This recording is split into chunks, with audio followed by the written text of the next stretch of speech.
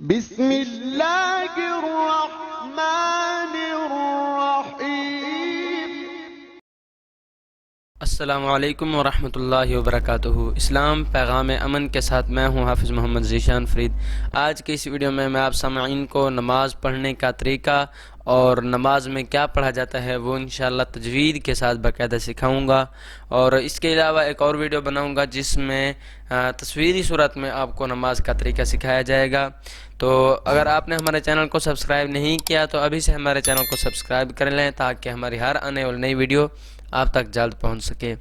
نماز پڑھنے کا طریقہ سٹارٹ کرتے ہیں۔ بسم اللہ الرحمن الرحیم۔ نماز پڑھنے سے پہلے یہ ضروری ہے کہ نمازی کا بدن، کپڑے اور نماز کی جگہ پاک ہو اور نماز کا وقت ہو گیا ہو۔ یہ جو ہے نا نماز کی شرائط تھی، ٹھیک ہے۔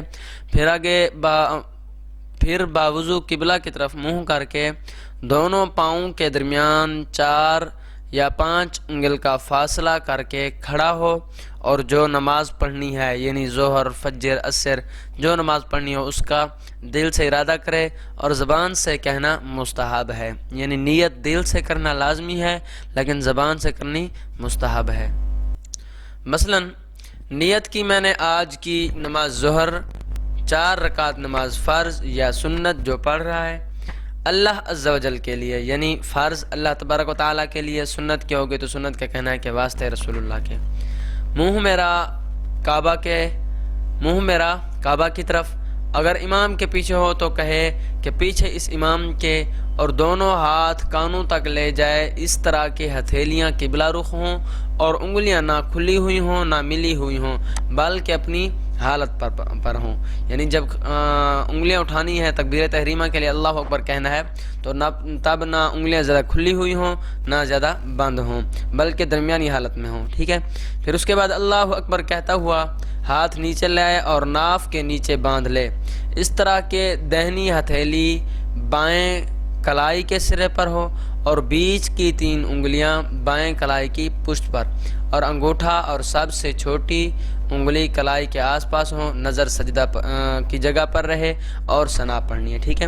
تو ہاتھ اس طرح باندھنے ہیں کہ جس طرح یہاں بتایا گیا ہے کہ دائیں ہاتھ کی جو ہتھیلی ہے اس کو بائیں کلائی جو ہوتی ہے اس کے سرے پر رکھ دینی ہے، اور بیچ کی 3 انگلیاں اس کے سامنے اوپر، ٹھیک ہے، بائیں کلائی کی پشت پر رکھ دینی ہے، اور انگوٹھا اور نیچی سب سے چھوٹی جو انگلی ہوتی ہے اس سے ہلکا بنانا چاہیے، گلدارہ مطلب اس طرح کی، ٹھیک ہے۔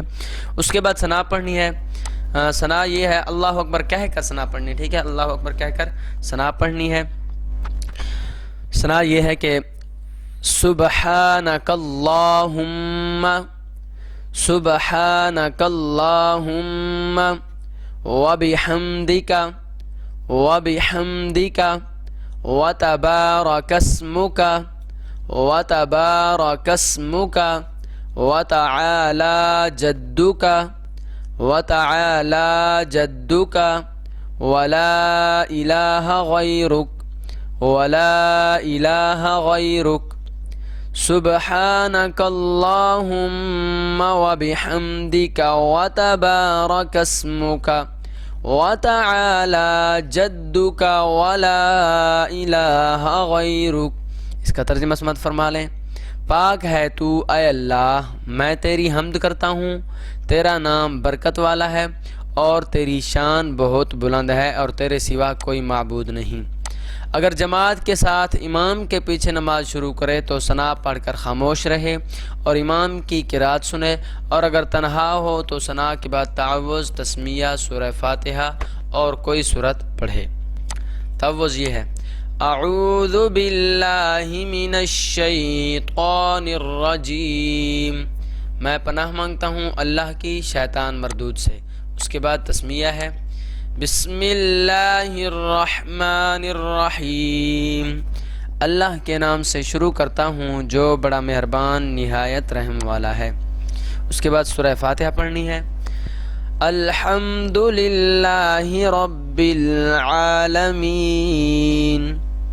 الحمد للہ رب العالمین، الرحمن الرحیم، مالک یوم الدین۔ اب 3 آیات کا ترجمہ دیکھ لیتے ہیں۔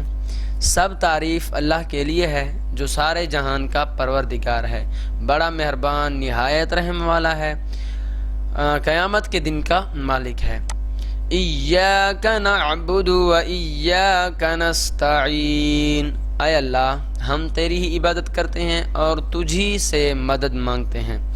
اہدنا الصراط المستقیم، ہم کو سیدھا راستہ چلا، آگے ہے صراط الذین انعمت علیہم، ان لوگوں کا راستہ جن پر تو نے انعام کیا، غیر المغضوب علیہم ولا الضالین، نہ ان لوگوں کا راستہ جو تیرے غضب میں مبتلا ہوئے اور نہ گمراہوں کا۔ اس کے بعد امام اور مقتدی آہستہ سے کہے آمین، الہی قبول فرما، یعنی یہ آہستہ آواز میں کہنا ہے۔ اس کے بعد سورہ اخلاص یا کوئی صورت یہ ذہن میں رکھنا ہے کہ 3 آیات، ٹھیک ہے، 3 آیات پڑھنی ہے، اور رکعتوں میں قرآن پاک کی جس طرح ترتیب ہے نا اسی طرح ترتیب کا بھی خیال رکھنا ہے۔